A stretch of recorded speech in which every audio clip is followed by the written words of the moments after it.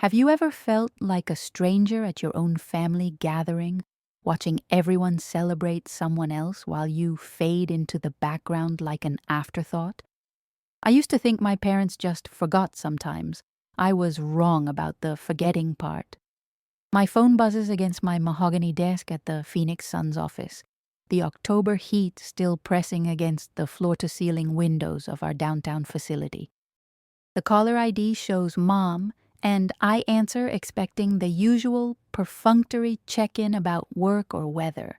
Instead, her voice carries that particular pitch of excitement she reserves for one person in our family, and it's never me. "Quinn, honey, you'll never guess what we did for Camden's girlfriend Riley. We got her VIP courtside seats for tonight's season opener against the Lakers. The complete package, club access, meet and greet with players, the works. She's been such a basketball fan since she started dating your brother, and we wanted to make it special for her." I set down my coffee, the ceramic mug clicking against the glass surface harder than intended. Riley has been dating my brother for exactly 4 months. I've worked in professional basketball for 3 years, live 15 minutes from the arena, and have mentioned countless times that I'd love to attend a game as a fan rather than staff. The irony tastes bitter against my tongue. "That's really thoughtful of you," I manage, watching through my window as early fans stream toward the arena in their orange and purple jerseys. "How much did those seats cost?" "Oh, you know how your father is with money when it comes to making people feel welcome in the family. I think he said around $800 each plus all the extras. But it's worth it to see her face light up. She's such a sweet girl, and we want her to know she's part of the family. $800 each. For someone they've known 16 weeks. My 28th birthday was 6 weeks ago. They took me to Olive Garden and split a tiramisu. The bill was $47, and Dad made a point of mentioning that the endless breadsticks made it a good value. I smiled and thanked them, swallowing the disappointment like medicine, telling myself that experiences matter more than money spent. But sitting here now, calculating the mathematics of their affection, the numbers tell a story I've been pretending not to read. "That sounds amazing for her," I say, my professional voice kicking in, the same tone I use for difficult clients who demand the impossible on unrealistic timelines. "I hope she has a wonderful time." "Oh, she will, and Camden will be right there with her in the VIP section. Your father upgraded him too, of course. We couldn't have her sitting alone in those fancy seats." Of course they couldn't, because heaven forbid Riley experience a moment of solitude while being showered with luxury. I glance at my employee badge on the desk, the one that gets me into every area of this building except the VIP sections during games. Staff seats are in the upper level, behind the scoreboard, where the air conditioning barely reaches and the nachos cost $12. The conversation continues, but I'm only half listening as Mom details the premium parking pass they purchased, the pregame dinner reservations at the arena's exclusive restaurant, and how thrilled Camden seemed when they surprised the couple this morning. My mind drifts to last Christmas when I received a $30 gift card to Target, while Camden unwrapped a weekend trip to Sedona with his then-girlfriend Emma. When I pointed out the disparity, Mom had sighed and explained that Camden was going through a rough patch with work and needed the encouragement. Camden has been going through rough patches for most of his 25 years, and somehow each rough patch coincides with increasingly expensive demonstrations of parental support. Meanwhile, my promotion to senior marketing manager last spring warranted a congratulatory text message and a suggestion that maybe now I could finally afford to buy my own car instead of leasing. "Quinn, Are you still there? Yes, sorry. Just checking my schedule.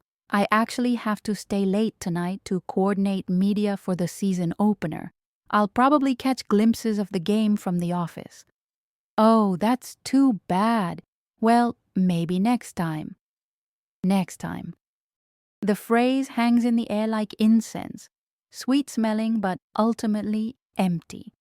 There's always a next time in theory, never in practice. The call ends with her usual, "Love you, honey," delivered in the same tone she uses to end conversations with telemarketers, polite, distracted, ready to move on to more interesting calls. I walk to my window and look down at the arena entrance, watching families arrive in matching jerseys, couples holding hands, groups of friends carrying signs and foam fingers. In a few hours, Camden and Riley will walk through those doors like royalty, escorted to seats that cost more than my monthly student loan payment. They'll sip premium cocktails and eat gourmet appetizers while chatting with former players during timeouts. Tonight, I'll watch the game on the small TV in my office, eating leftover salad from the staff cafeteria, occasionally glimpsing the VIP section on camera, and wondering if I can spot the back of my brother's head among the privileged few. The parking lot outside my window will empty as the game begins, leaving nothing but security lights casting long shadows across empty asphalt. The mathematics of family love, it turns out, can be calculated in dollars and cents, premium experiences, and afterthoughts. I'm 28 years old, professionally successful, financially independent, and somehow still surprised when my parents' arithmetic reveals exactly how much I'm worth in their ledger. But surprise, I'm learning, is just the first step toward clarity. The game starts at 7, but by 6:30 I'm already positioned at my office window like a detective gathering evidence for a case I'm not sure I want to solve. The October air carries the smell of grilled onions from the concession stands, and the parking lot below transforms into a sea of orange jerseys and excited voices. I tell myself I'm just taking a break from reviewing promotional materials, but my eyes keep scanning for a familiar silhouette. Then I see them. Camden's laugh carries across the asphalt as he opens the passenger door of Dad's silver Mercedes, the one Dad insisted on driving tonight, to make a good impression. Riley steps out wearing a brand new Suns jersey that still has creases from the packaging, her blonde hair perfectly curled despite the desert heat.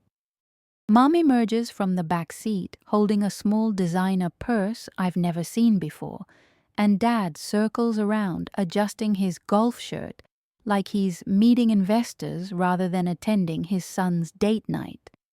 My chest tightens as I watch them walk toward the VIP entrance, Dad's hand on Camden's shoulder in that paternal gesture he reserves for moments when he's particularly proud. Riley pulls out her phone, and even from 4 stories up, I can see the careful positioning as she takes selfies with the arena's exterior, the luxury cars, the exclusive entrance markers. She's documenting this experience like it's a milestone worth preserving. The irony burns like acid reflux.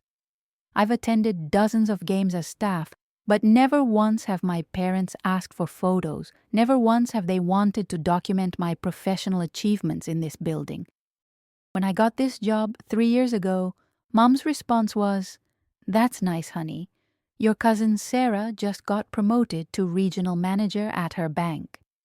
By 7:15, I'm watching the television feed from my office, ostensibly monitoring our marketing activations but really searching the VIP section crowd shots. The cameras love panning across courtside seats during timeouts. All those beautiful people in expensive clothing, sipping cocktails that cost more than minimum wage workers make in a day. I spot them during the second quarter. There's Camden, leaning back in his leather chair like he belongs there, gesturing animatedly at something happening on the court. Riley sits beside him, Her phone raised to capture video of the halftime entertainment, but it's my parents that make my stomach drop. Dad is pointing toward the court, explaining something to Riley with the patient enthusiasm he used to reserve for teaching me how to ride a bicycle. Mom has her arm around Riley's shoulders, pulling her close for yet another photo. They look like the perfect family unit, proud parents sharing their passion with their son's girlfriend, creating memories worth preserving. The problem is, this passion for basketball is news to me. Growing up, Dad complained about the noise whenever I watched games. Mom called it mindless entertainment for people who peaked in high school. When I got the Suns job, they asked if it meant I'd finally stop being interested in sports because I'd see how boring it really was behind the scenes. But here they are, transformed into devoted basketball fans for Riley's benefit. During a timeout, the arena's kiss cam lands on various couples throughout the crowd. When it stops on Camden and Riley, they play it up perfectly. He dips her dramatically while the crowd cheers, and she laughs with delighted surprise. The camera lingers on them for several seconds, and I watch my parents clapping enthusiastically in the background, Mom taking photos of the Jumbotron displaying their moment. I pull out my own phone and scroll back through my photos from the past year, looking for any pictures my parents have taken of me, with me, or because of me. The most recent is from Christmas morning, a blurry shot of me holding up that Target gift card, smiling with what I now recognize as resignation rather than joy. Before that, nothing for 8 months. Riley's Instagram stories are already live. I shouldn't look, but my fingers betray my better judgment. Story after story of champagne flutes, gourmet appetizers, close-up shots of the courtside action. Best future in-laws ever, she captions a photo of my parents flanking her at their premium seats. The heart eye emojis and fire emojis multiply with each story. The comments roll in from her friends. OMG goals? They're literally the best. Wife material. When's the wedding? Each notification feels like a small paper cut, individually insignificant, but collectively devastating. This girl they've known for 16 weeks has more family documentation from tonight than I have from the past 2 years combined. By the fourth quarter, I've moved away from the window. The Suns are winning by 12 points and I should be celebrating. Good games mean better attendance means successful marketing campaigns, successful campaigns mean job security. But instead, I'm calculating how many hours I worked this week to contribute to an organization my parents suddenly care about, only when it serves their golden child's relationship. The game ends with confetti cannons and celebration music echoing through my office walls. I gather my things slowly, knowing that by the time I reach the parking lot, they'll be long gone, probably heading to some after-game restaurant where Dad will insist on picking up the check and Mom will take more photos of Riley looking grateful and included. My phone buzzes with a text from Mom. Hope you caught some of the game from your office. Riley had such a magical time. She's already talking about coming to more games this season. More games this season. The phrase sits in my chest like swallowed glass, sharp and uncomfortable.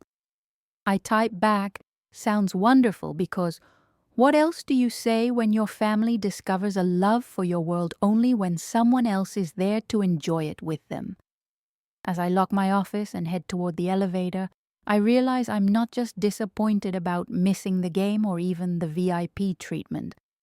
I'm mourning something deeper, the recognition that my parents are capable of grand gestures, thoughtful planning, and generous spending. They're just not capable of it for me. The elevator doors close and I see my reflection in the polished steel. Professional, composed, successful. From the outside, I look like someone who has it all figured out.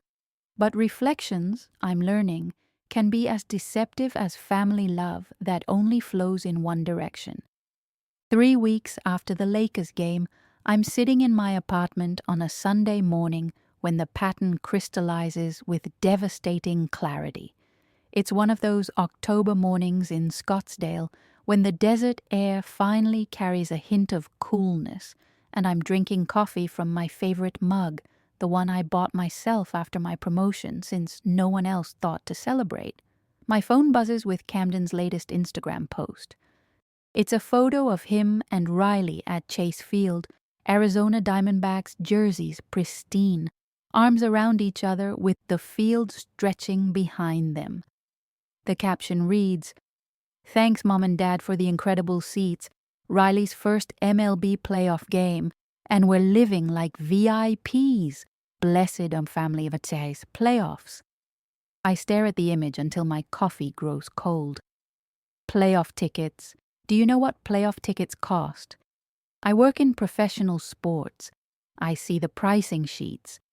Those seats that close to the field in October baseball are running minimum $400 each, maybe more. My fingers move automatically to my calculator app. $800 for basketball VIP seats 3 weeks ago. Now another $800 minimum for baseball playoffs.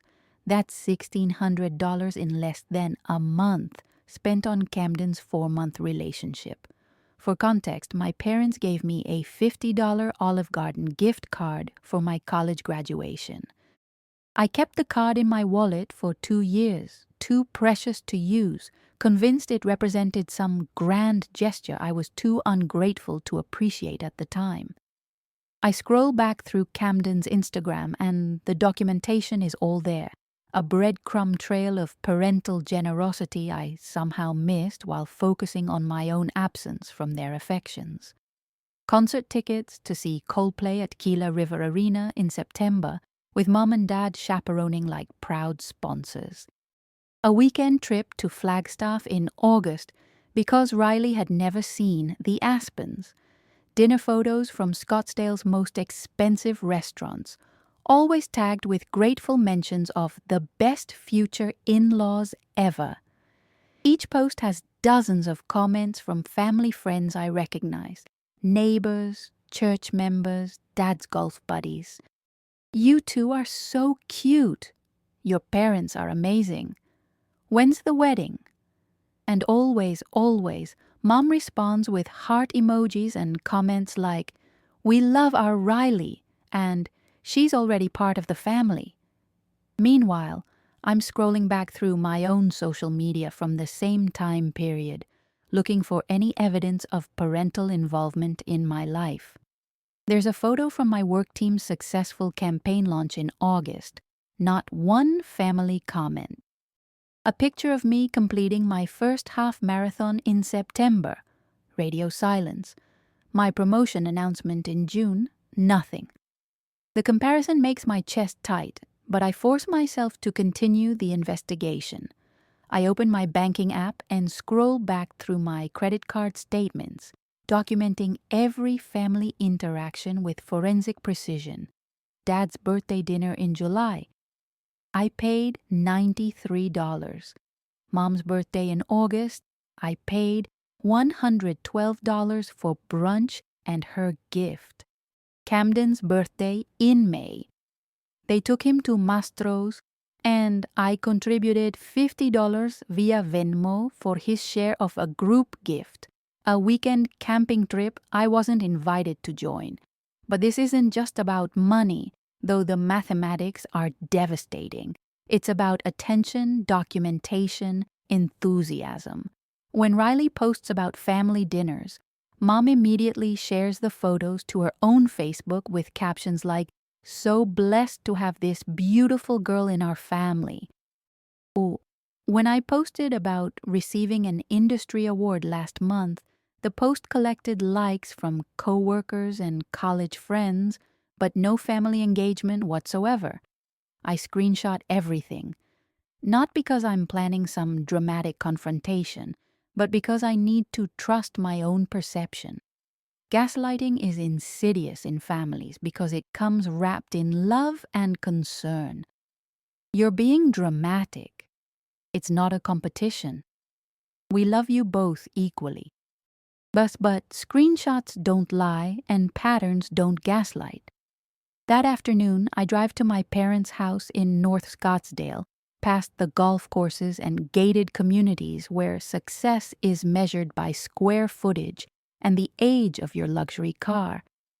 Their house sits on a corner lot, Spanish tile roof gleaming in the desert sun, 3-car garage showcasing Dad's Mercedes, Mom's BMW, and the vintage Mustang Camden borrowed 2 years ago and never returned.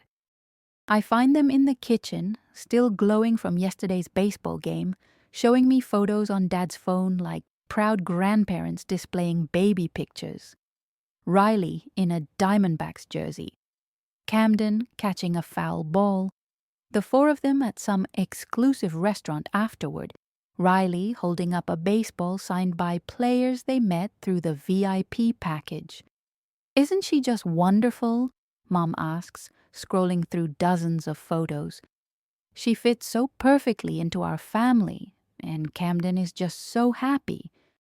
I nod and smile, the same performance I've perfected over 28 years of being the grateful daughter who doesn't ask for too much. But something shifts inside me as I watch their faces light up describing Riley's reactions, Camden's joy, the magical evening they all shared. Maybe you felt this too, that moment when you realize you're not being overlooked accidentally. When you understand that the pattern isn't neglect or forgetfulness, but choice. They're capable of grand gestures and generous hearts and enthusiastic support. They're just not capable of it for me. She really is special, I agree. Because what else do you say when your parents have found their perfect daughter and she's not you? That night, I sit in my apartment with spreadsheets and screenshots and bank statements spread across my coffee table like evidence in a case that's already been decided. The numbers are devastating, but they're also clarifying. This isn't about money, it's about priority. And after 28 years, I finally understand exactly where I rank. The question isn't why they don't love me the same way. The question is what I'm going to do with this information. Thanksgiving arrives with the subtle cruelty that only family holidays can deliver. I'm standing in my parents' kitchen, watching Mom arrange imported cheeses on her good china while describing Riley's adorable reaction to being invited to join our family traditions. Through the window, I can see Dad and Camden setting up additional chairs around the patio table, chairs that were never needed before Riley became part of our narrative. "We're so excited to have her here," Mom says, adjusting napkins that were already perfectly placed. She's never had a real family Thanksgiving before. Her parents are divorced and both traveling this year, so we get to show her how special it can be. I nod and continue slicing cranberry sauce, the knife moving in careful, measured strokes. What I don't mention is that I volunteered to bring the wine, the appetizers, and the dessert because I knew from experience that contributions are the price of admission to family gatherings.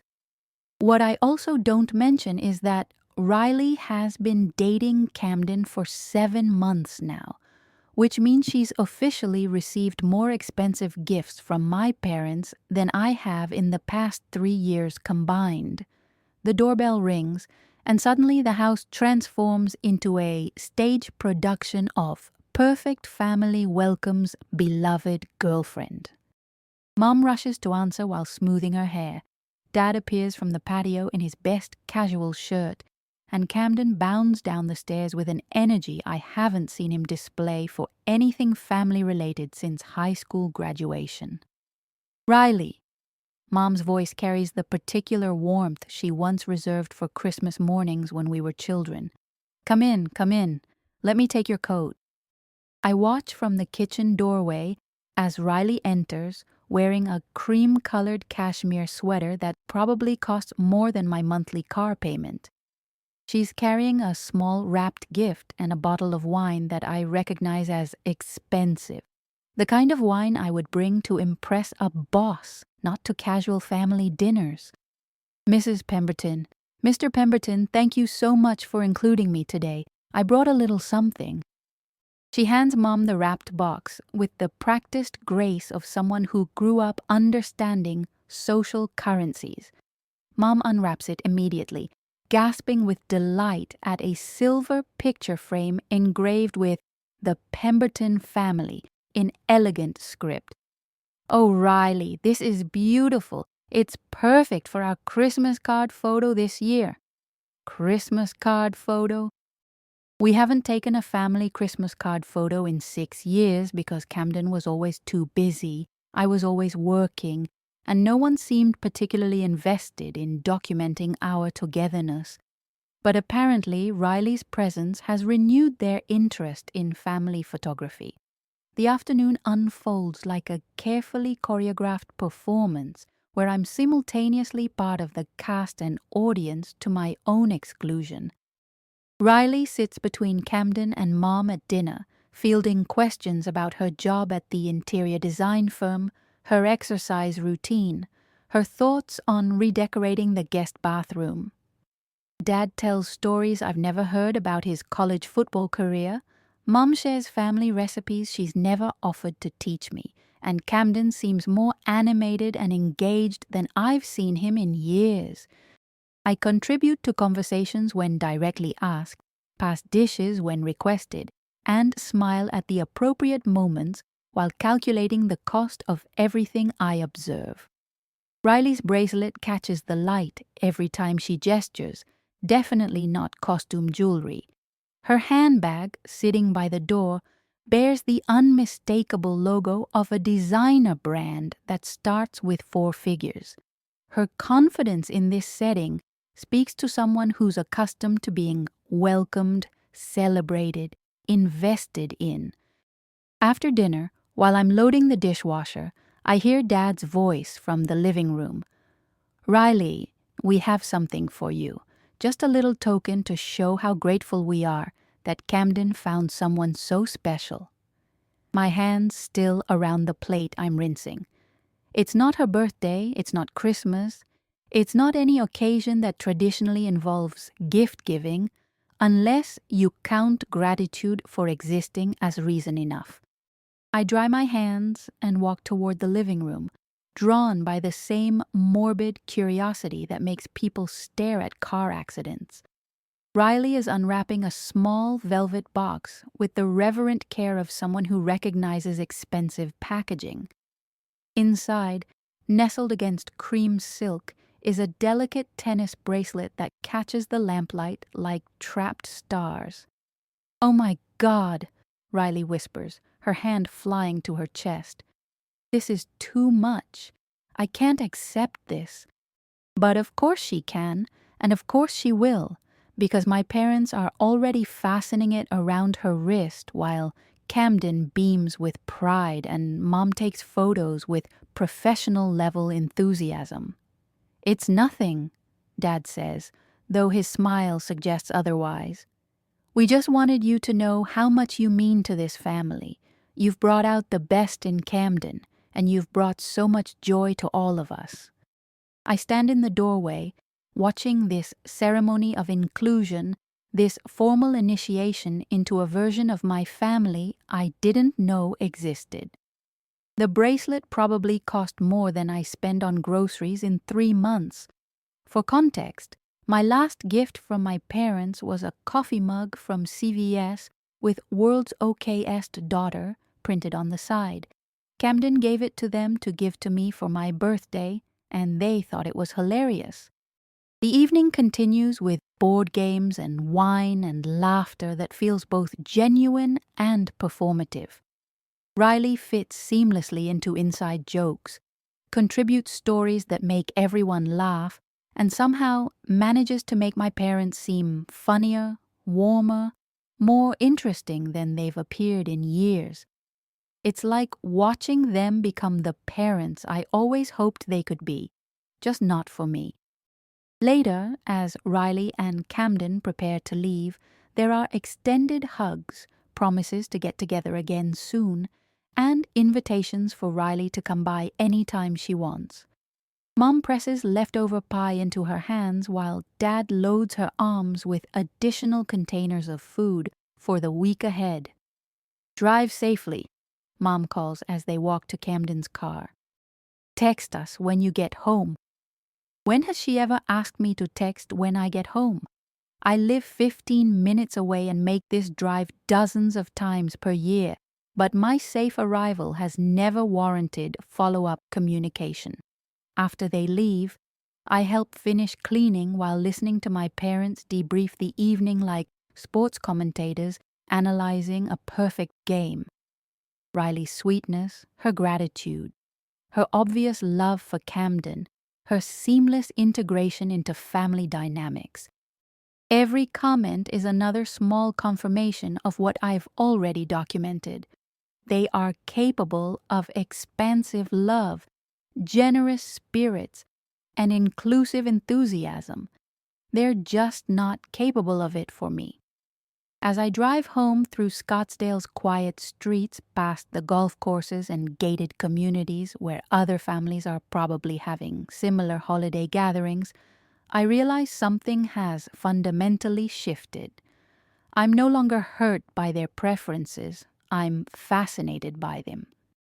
The anthropologist in me wants to understand the mechanics of conditional family love, the algorithms that determine worthiness of investment. But more than that, I'm ready to stop auditioning for a role that was never written for me. Some families have favorites, and some daughters spend decades trying to understand why they're not chosen. I'm 28 years old, professionally successful, emotionally intelligent enough to recognize patterns, and financially stable enough to stop depending on breadcrumbs of approval. The question isn't whether they'll ever love me the way they love Riley's presence in Camden's life. The question is whether I'm ready to build a life that doesn't require their validation to feel complete. 2 years later, I'm sitting in VIP seats at a Phoenix Suns playoff game, but not because my parents bought them for me. I bought them myself, along with tickets for my chosen family.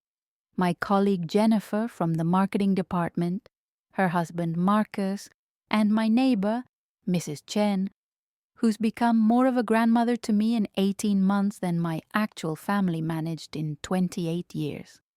The leather seats are buttery soft against my back, and the complimentary champagne tastes like victory. Not because the Suns are winning, though they are, but because I'm finally living in a version of my story where I'm the protagonist rather than the overlooked supporting character. Mrs. Chen leans over, her eyes bright with excitement as a player makes an incredible shot. "Quinn, dear, thank you again for including me tonight. I've never experienced anything like this." She's 73, widowed, and has spent the past year teaching me her grandmother's dumpling recipe while listening to my family stories with the patient wisdom of someone who's seen enough life to recognize patterns. Jennifer raises her champagne flute in a mock toast. To Quinn's first playoff appearance as a paying customer instead of working staff. She grins, her dark skin glowing under the arena lights.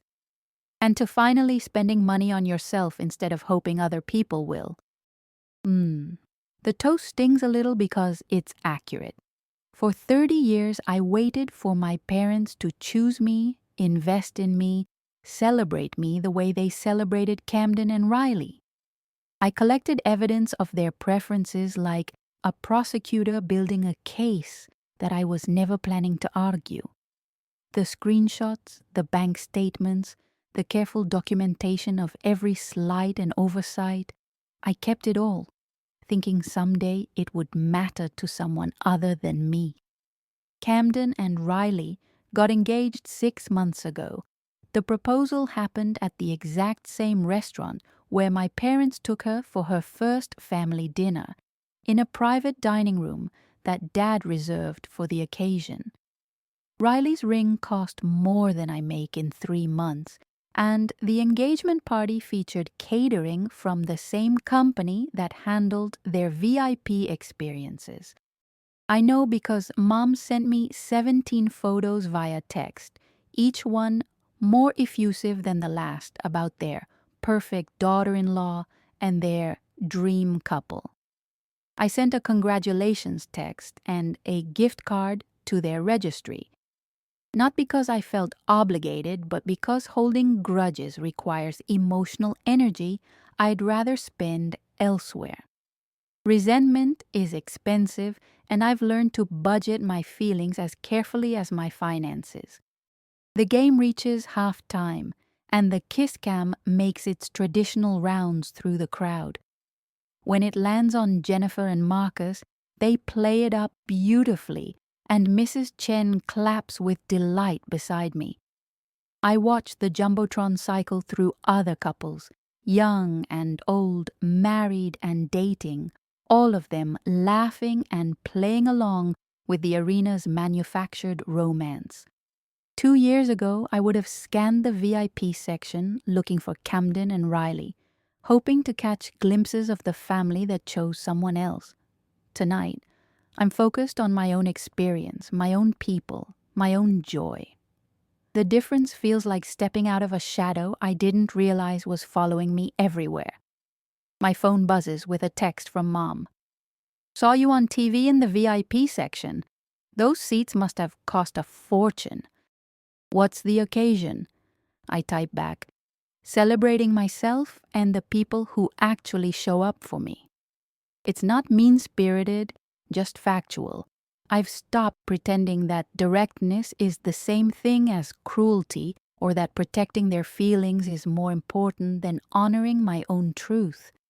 She doesn't respond immediately, which tells me she's processing the implications. Good.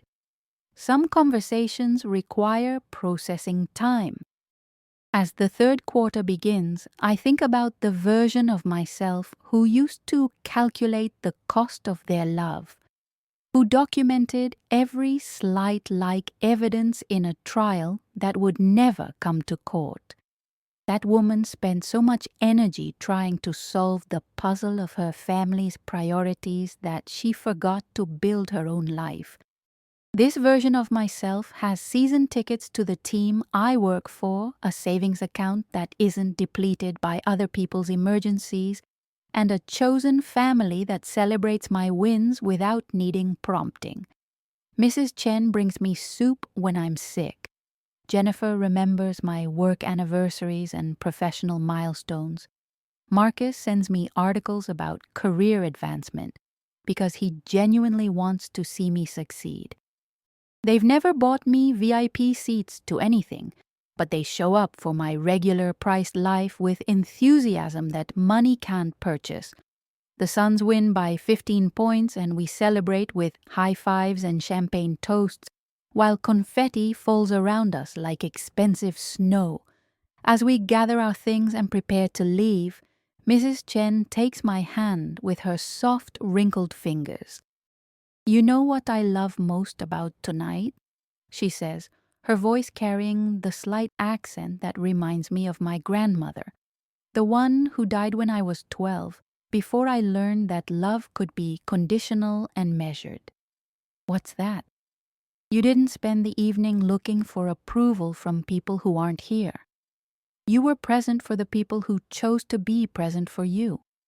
Walking out through the VIP exit, past the luxury cars and designer handbags and carefully curated social media moments, I realize that the most expensive seats in the house are worthless if you spend the whole game watching other people's experiences instead of living your own.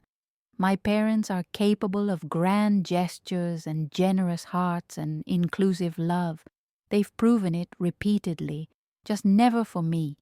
But that's information about them, not about me. My worth isn't determined by their capacity to recognize it, and my joy doesn't require their investment to be valid. What gift will you finally give yourself when you stop waiting for other people to purchase your happiness? The VIP treatment you've always wanted is available for purchase, not with money, but with the radical decision to value yourself enough to create the experiences you've been hoping someone else would provide. The family that cheers for you from the expensive seats will always matter more than the family that leaves you watching from the parking lot.